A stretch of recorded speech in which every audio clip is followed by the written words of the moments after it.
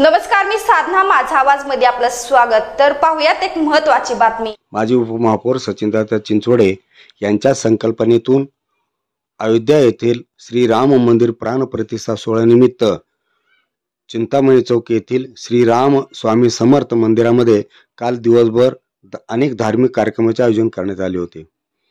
या धार्मिक कार्यक्रमास या परिसरातील अनेक भाविक भक्तांनी प्रचंड प्रतिसाद दिला।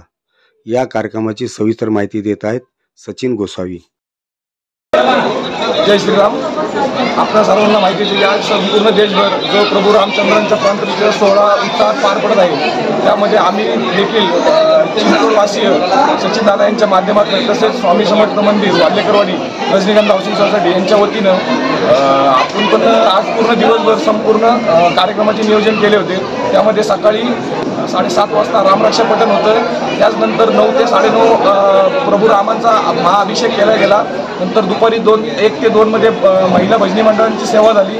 त्याच्यानंतर 5 ते 7 या वेळेत सुंदरकांड असा अप्रतिम असा सुंदर भजनांचा कार्यक्रम देखील पार पडला।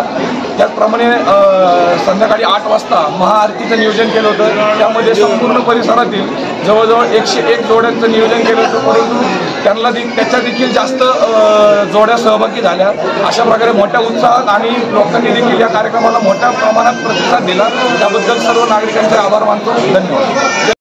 बेल बटन दाबा आणि अशा आणखीन घडामोडी पाहत राहण्यासाठी पाहत रहा माझा